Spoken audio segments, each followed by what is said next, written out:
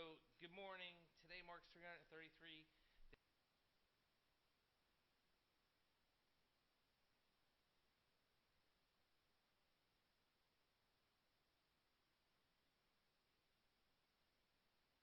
women in her 80s and a man and a woman in their 90s. We've lost 334 Albany County residents to COVID-19 now. My condolences and prayers go to the family as always. It's a hard time to lose a loved one regardless of the situation that we're in. We now have 19,111 cases of COVID-19 in Albany County. We have an increase of 75 positive cases since yesterday. That's the lowest we've been since November 29th, which is good. People are doing the right thing. This now brings our 5-day average to 116.4 positive cases. Yesterday was 115. There are currently 2,006 people under mandatory quarantine. Yesterday, that number was 2,109. Of the new positive cases, 35 had close contact to a positive case. They are healthcare workers. 37 don't have a clear source of infection. As of today, 58,042 people have now completed quarantine. Out of those, 18,120 were positive, which is good. We have a recovery rate from yesterday of 184 new people that have recovered, which is also good. Some other good news, we've only had 3 people, new hospitalizations overnight, which is pretty low, which we're happy about. There are now 97 people currently in the hospital. Yesterday, that number was 102, and this is the first time this number has dipped below 100 since December 16th, which is all good news. We have 15 patients currently in the ICU. Yesterday, there was 14. The most recent single-day percent positive rate, which was February 6th, was 3.5%. As the capital region, 7-day average is now below 3.75, which is awesome news. People are wearing their masks, coughing into their arm, cleaning their hands, staying 6 feet apart, and doing the right thing. And hopefully, everyone did the right thing for the Super Bowl yesterday. Our testing numbers have been averagely going up, so which is good, and our percent positives are down, all which is good stuff. For those who want to get vaccinated, please check their eligibility. You can do that by going to the state website at 1-833-697-4829. Also know that people with underlying health conditions, February 15th, which will be next week, we can start vaccinating the people in that group, like COPD, heart conditions, cancer. There's a whole list. It's on our website. You can go to the state website and see that whole list that meets that. Some of the questions we got, well, how do you prove it? Do you bring a doctor's note? That would help. Unfortunately, we love to take your word on it, but there are some bad actors out there that will say anything they have to say to get their vaccine and butt the line. So please be patient. Whatever documentation, actually, I'll let Dr. Whalen talk about that, so I'll give that to you in a second. Again, some of the good things I do want to announce today, sports has been an issue, and I stood by Dr. Whalen's decision. It's based on science, not on emotion, not based on votes, it's based on science. And we've been doing this for 11 months, and it will be 11 months this Friday that we hit this milestone of doing this. And I have to say, Dr. Whalen and I have been a great team. We can agree to disagree on different issues, but at the end of the day, it's based on the science and her being a doctor and doing the right thing. As we both are parents of 3 kids, actually we each have 3 kids. It's hard, and the amount of kids and families we know that kids are playing sports. I know it's been a hard issue. My poor nephew wants to, he's very upset with me. My sister-in-law is upset with me. My brother-in-law is upset with me.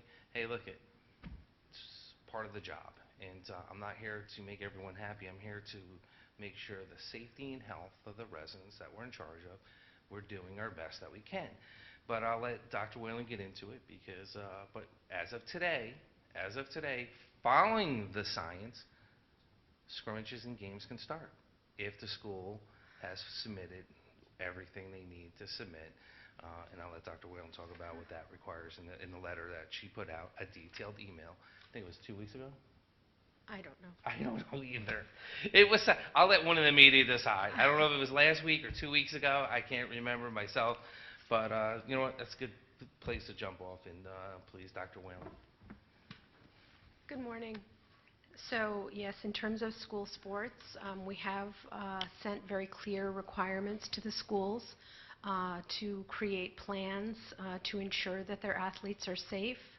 We have, to the extent possible, encouraged testing. So for facilities that are able to do that, I would encourage that as well. We do need your plans signed off by your school medical directors and by whatever board is over you, and we will be sending out an attestation later today to all the districts to ensure that that has been done. You know, at this point, the rate is below 4%, but it's really close to 4%. So we also have to consider what happens if the rate starts to go up again. We will continue to follow this. And we will, when we get that communication out today, you have a little bit more information on that going forward. I want to continue to talk about the importance of vaccination. You know, we are continuing to have successful vaccination clinics at our Times Union Center.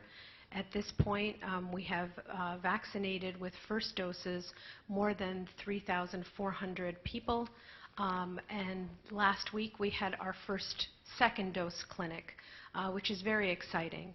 Again, once you get the second dose of the COVID-19 vaccine, it takes about 2 weeks before you develop antibodies. So, you know, people are getting immunized, and we're moving in the right direction. We saw this weekend that there was an opening of criteria for eligibility of the vaccine. This is also good news, but I continue to feel it's essential to get the message across that supply remains limited. We know for this week we are going to be getting 1,100 first doses. If you look at the expanded criteria, you know, there are very broad categories of chronic disease, including obesity, which represents 1/3 of our population. So at this point, we really have to ensure that people know that it is important for you to sign up for vaccine when you can, but also to remain patient. We are hopeful that our supplies will increase, but at this time, we do not have enough vaccine to vaccinate the 1B essential worker population that we were originally charged with vaccinating.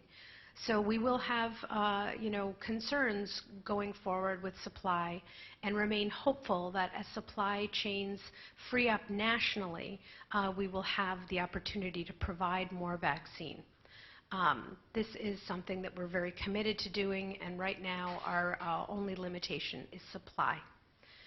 So please be patient. Please understand that we are constrained at the moment by supply. But it is our mission to work with the regional hub and the hospitals and the other local health departments. We know chain pharmacies are likely to get doses this week, but we haven't heard locally where that may be occurring. We know that our pharmacy partners are also looking to increase the amount of doses that they have so that they can continue to vaccinate the over 65 population. And we know that the vaccine effort at SUNY Albany continues to be a success with large-scale vaccination supply occurring daily. So we're moving in the right direction. This is all very encouraging news. At the same time, we are seeing our rates continue to decline, which, again, I remain cautiously optimistic about. You know, it still is essential for people, even after they're vaccinated, to wear a mask.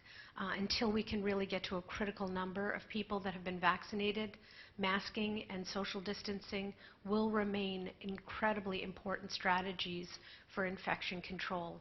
So we ask people to continue with the strategies that you have learned and employed for months during the coming days and weeks and months until we get to a stage where we're able to roll out enough vaccine for us to start those discussions around herd immunity.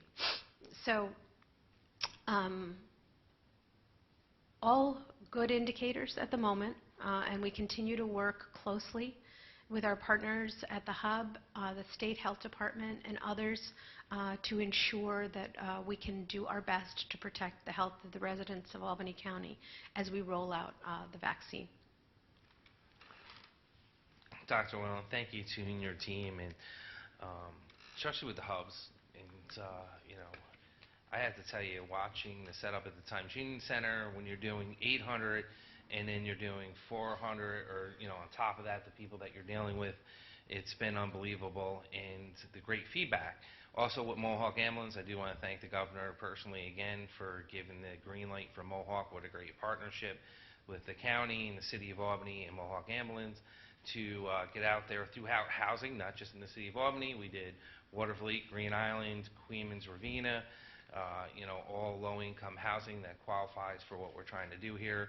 And good lessons learned, you know, with some of the stuff going on. And communications, you know, we kind of found out that Albany Pharmacy has vaccine, and they were just going throughout housing and doing it, and we're not really coordinated with us or with housing. So, but lessons learned, and these are good things to stumble on when you can sit there and figure out, okay, what's the best approach, and Mayor Sheen got everyone together and got them refocused on Saturday, and which is great. So hopefully, as that continues to roll out, it's going to do the right stuff going forward. You know, a couple other things we've been looking at is, you know, unfortunately, the unemployment rate. If you look at it from last year to this year, United States, it was 3.4 unemployment rate for 2019. In December 2020, it was 6.5. You know, in the capital region, most of the jobs that we've lost have been hospitality at 15,000 jobs lost. Manufacturing has been like 2,500. Information 400. Financial advisor 700. And it breaks it down. These are jobs that have been lost since COVID-19, and you know, it's tough. So please, as the unemployment, I think in New York State unemployment rate was 8.1%, and the national average was 6.5. So, you know, these are things, as things start to open up and businesses come back and people start traveling, we will get there with the hotel and hospitals, or with everything going in the right direction. With the sports, I do want to say to the parents, there is an obligation of the coaches and of the players and everyone else to make sure that you do the right thing, to make sure that we educate the players and the parents, and take your time. You know, they had time to read this. They didn't read it the first time. Hopefully they read it now and get that letter back to the Department of Health so that these kids can play. And unfortunately, as I sit there and say, this is on the schools now and on the sports leagues, that they need to fill this out and get it back and get it approved. So when we get that, you got the green light to start playing, so, which is all good stuff. Please continue to use United Way 211 to get information. They're there to help you, to navigate you through the website and everything else.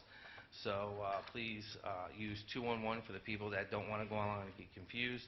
I know COVID-19 has hit our families hard, with many people who out of work, who need help putting food on the table, paying the rent, paying the mortgage, paying the utility bills. It's been a tough time. I know there's been, you know, the people can't be evicted, and which is good, and money relief coming in with this new stimulus package 5, and also the money we received for landlords to take care of both ends. The $9 million we got, and I think the state got like $880 million for landlords, and they got to fall under a certain category and percent and all that other stuff, where they can get bailed out, which is good too, because they got to pay their bills. And if a landlord's not getting rent, guess who they're not paying their taxes to? Albany County, which has a financial impact on us going forward. So it's about partnerships, and the partnerships I have with the legislature and with the legislature Black Caucus, and you know, who's been helping out time and time again. And this is the third year we're holding that MLK Food Drive, and I've partnered with them as well as the Albany County Legislature before on a variety of things, and this in particular. Last year we collected over 300 pounds of food and donated it to the Regional Food Bank. I'm happy to say we've been partnering again this year But with the pandemic going on, it's forcing us to do things a little bit differently, right? Being creative, like reimagine what the workforce is like, reimagine how we go out and do things and socialize. So this is no different, and I do want to say, please, people, donate to the Regional Food Bank. We have, we'll be hosting a drive-through for food donations, drop-offs this Thursday at 2 different times and locations. And the Regional Food Bank needs our help more now than ever. Every food pantry around the Capital District needs help. They're giving out more food than they've ever given out in the last 10 years. So please, joining me today is Legislator Wanda Willingham, Deputy Chair of the Legislature and member of the Legislative Black Caucus, is here to talk about the program and the specifics. So, Wanda, how are you? Thank you, Dan. Good morning. This is the 3rd year that the Legislative Black Caucus has hosted the MLK Food Drive to benefit the Regional Food Bank of Northeastern New York. When we started doing this drive, the goal was to honor the legacy of Dr. King, who fought not only for equal rights, but also called for service to fight hunger also. So this year, the food drive takes on a whole new meaning because the need has increased greatly due to COVID-19. Every day, there are food trucks all over the city of Albany distributing food to so many people. It is just unbelievable. But now the food banks are running low on supplies. So we're asking people to help out by donating non-perishable food items on February 11th. So in partnership with the County Executive Dan and our legislature chairperson Andrew Joyce, we are going to be holding 2 drive-through donation events on Thursday. So the first event will be in the parking lot of the County Department of Health and Mental Health Complex on South Pearl Street. And that will be from 10 until 12 p.m. And then we'll have another drop-off event at Stewart's on the corner of New Scotland and Whitehall Road from 3 to 5 p.m. People don't even have to get out of their cars. They just drive up and make their donation and leave. But the food drive is desperately in need of canned fruits and vegetables, peanut butter, pasta, rice, soup, canned tuna and chicken, and personal care items like shampoo, soap, and even diapers and wipes. For those who can't make it but still want to participate, the food bank does also accept monetary donations. And so what we need to remember, by helping the food bank, we'll be able to help thousands of families who struggle each day to put a meal on the table. And as Dr. Martin Luther King said, no one's plate should be empty. So please participate and help us in this food drive. Thank you, Dan. Thank you, Wanda, and thank you for all the work that your Black Caucus has done through this, and working together in a partnership, because we all have to learn from each other, and we all have to continue to move forward to get things done for the people of Albany County. But please, if you want to donate non-perishable food items, we'll have a truck in the parking lot at the Health and Mental Health Complex on South Pearl Street this Thursday from 10 a.m. till noon. That's where the old DMV used to be, so the people that are familiar with that. And we'll be accepting donations from 3 p.m. to 5 p.m. at Stewart Shops at 875 New Scotland Avenue in Albany. So you can donate food there too. We encourage people to continue to get tested though. Please go out. Please continue to do the right thing. We'll get through this. The light's at the end of the tunnel. We're getting more vaccine over the next, hopefully, course of the next couple of weeks, and we'll see more and more of that getting out to people and getting shots in people's arms so we can get through this. Please be patient. I know people that want it. I know people that want to get out there. As Dr. Whalen has said time and time again, and myself, wait your turn, and if you don't need it, get it to somebody that does need it over the age of 65, 75. There's still a lot of seniors out there. I see on Facebook a lot of kids that work for grocery stores that are 16, 17, 18 that got the vaccine. That's great, but let's get it to the people that need it with underlying health issues and everything else. So please continue to do the right stuff. We'll get through this. If you want to get tested, as always, if you don't have health insurance, we will pay for it at Whitney Young. For appointment, call 518-465-4771. And also UAlbany, that doesn't charge at all whether you have insurance or not. So in the University of Albany, if you have transportation, it's free. 1-888-364-3065. Go to albanycounty.com.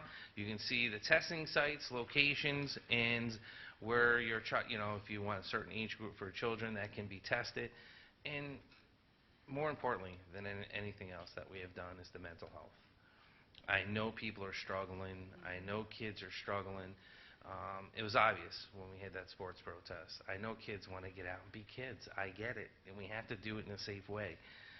Please take the time, parents, talk to your children, talk to them and let them know what's going on, and just look at their point of view. And as I remind everyone, everyone's stress level is different than everyone else. I might be able to take a little, well, I should say this, Wanda Willingham might be able to take a little bit more stress than I can.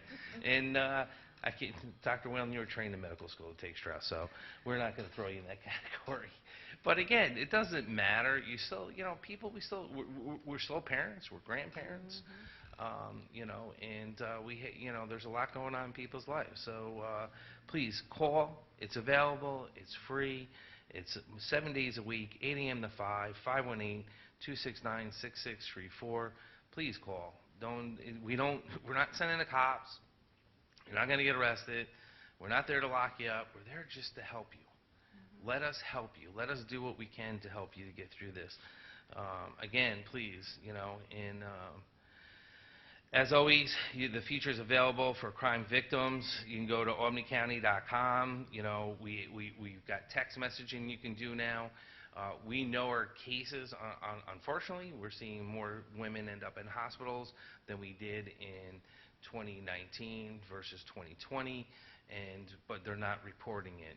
And neglected children too. It's tough. Teachers are mandatory reporters, so when kids are in schools and teachers see something, they can report it. They're in the trenches. They're on the front line. So all these numbers and statistics have dropped. Same as you'll see with breast cancer, heart disease. That's why I did the thing for the American Heart. Unfortunately, this is overshadowing a lot of other things going on that we need to do, like the food pantry, which the Black Caucus is doing. This goes on regardless if there's a pandemic going on or if not. It's just unfortunately it's hitting us harder now. But this is something, unfortunately, that's here, part of our fabric of our community, the backbone of our community, to make sure families don't go hungry. So please, by all means, call 211 with the United Way, New York State hotline, as always, and we'll get through this. We're almost there. We are almost there. We got to continue to do the right thing. If there's not any questions, be safe out there. Any questions?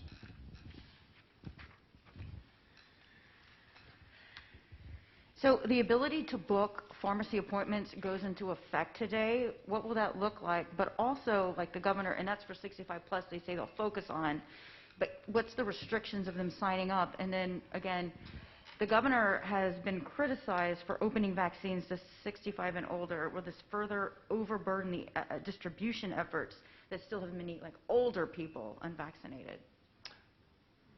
The pharmacist, the sign-up is just through the state website, like Lincoln Pharmacists or Mars or Price Chopper. They're handling that internally, if that's the question you're asking. If not, Dr. Whalen can elaborate more on that. And one of the biggest pushbacks we had was that there's too many 75-year-olds out there, 1A category left, healthcare workers, over 75 and over 65. We should have left it at that, vaccinated them, because we kept saying, when I look at the amount of people that died from COVID-19 just here in Albany County, and I'm not looking at across the state, across the nation, they were all in that category. We did see a lot of people in their 50s, unfortunately in their 20s, 30s, and 40s, but more in that category where we need to get the shot in their arms first and then go from there. But it's not my plan. C is supposed to happen soon. When is that going to happen, and how further will that push us back? We have no idea the timeline. We find out when they have the press conference and they release it, unfortunately. Oh, go ahead. No, huh? Their website is open already. For 1C? Pharmacy. Oh, pharmacy? Last week. Oh, okay. So Legislator Willingham saying the pharmacy's website's open. So we don't control that. So however they're signing people up and doing that is up to the individual pharmacist or like Price Chopper.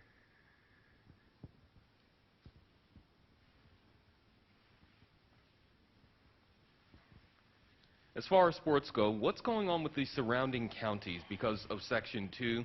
Is this just an Albany County thing as far as the green light, or should we expect news from the other counties where kids that live in Albany County would also be playing? So, as we discussed early, we did work with other counties to come up with this plan. Many of our surrounding counties are using the exact same verbiage and language that we sent out to schools. But each of us has to work within the parameter of our own percent positivity. So they may be influenced by a different metric than we have.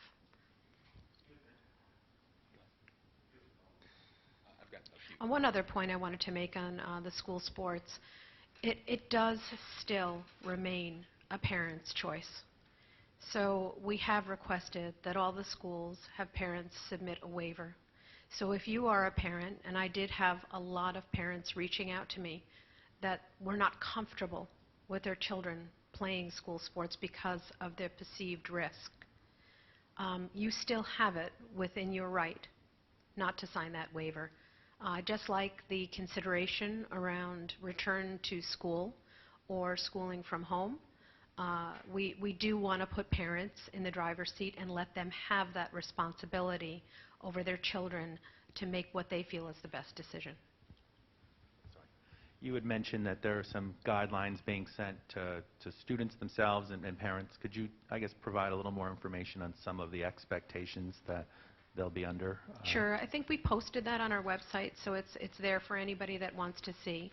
But, we did reach out to the schools and ask them to come up with a plan for how they could protect their individual athletes. We want to make sure that people are still masking appropriately, that they are working within the parameters of social distancing when they can, that they are screening their student athletes, that if it's possible to test the student athletes, that they will do that as well, that they will conform to all guidance around isolation and quarantine as it pertains to their individual situations, and that this is something that the school community is on board with as well. So, there are more stakeholders that have to weigh in on this than just the coaches and the principals themselves. We want the school communities in the forms of, the board, and also with a medical director oversight, sign off on this so that we can ensure that play is resumed as safely as possible. You had mentioned in your earlier remarks that the rate is below 4%, but only a 0.5% below. Do you anticipate, if it creeps back up, we could get to the point where we're pulling the plug once again, or was there any thought of waiting until it was lower to avoid Well, that possibility? again, schools can decide to wait and see if this is, because we don't want to be disruptive and say, you're on today, you're off tomorrow, you're on today, you're off tomorrow. But unfortunately, none of us have a crystal ball, and many people are very anxious to get this going again. I myself would prefer a more cautious approach, but the way the guidelines are written, this can happen today, and we have to see what happens. None of us has a crystal ball. We have seen in the last couple of weeks a downward trend in the number of cases, and we are hopeful that this will continue. But as I continue to state, we must remain cautious, especially concerning the highly contagious variant. That's the biggest unknown for me at this point, and how that could influence community spread going forward. So there are still cautions.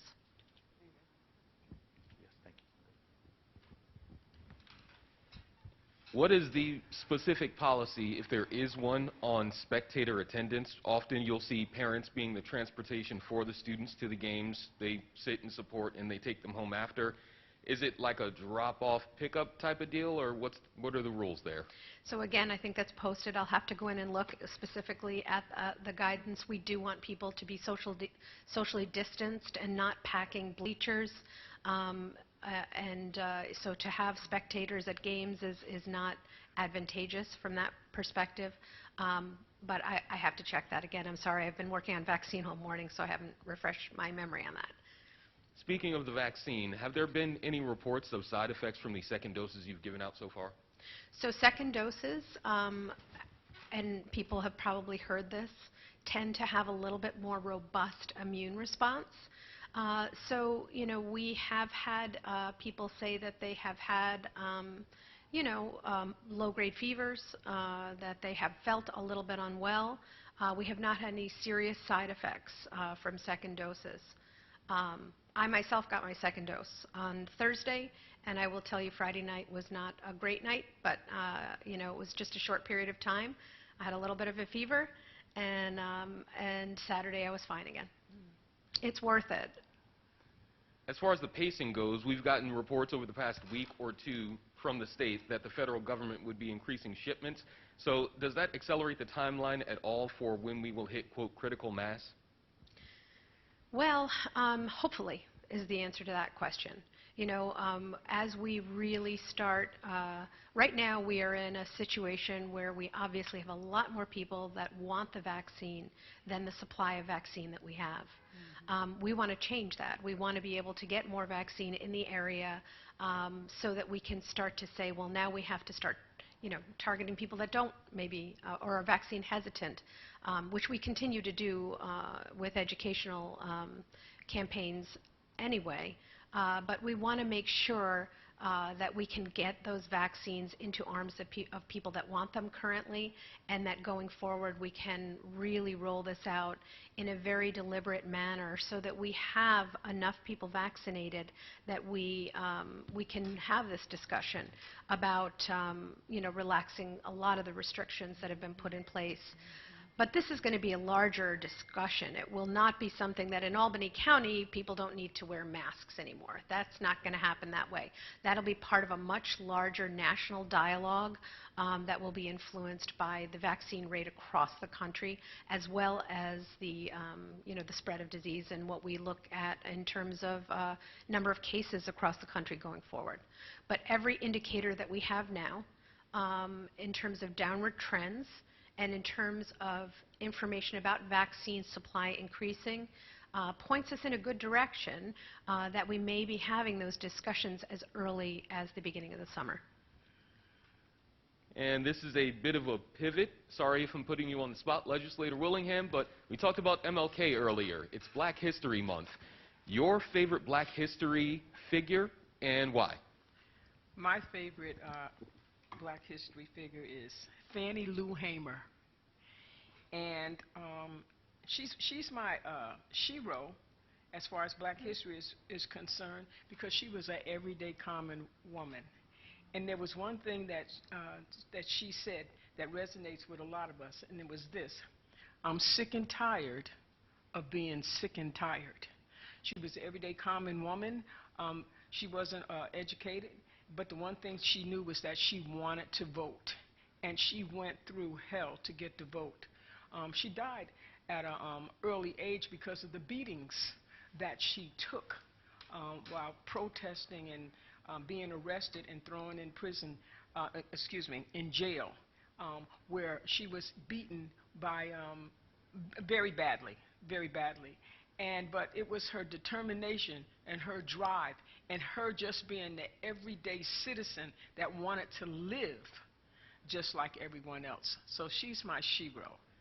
That's who. Thank you. Any other questions?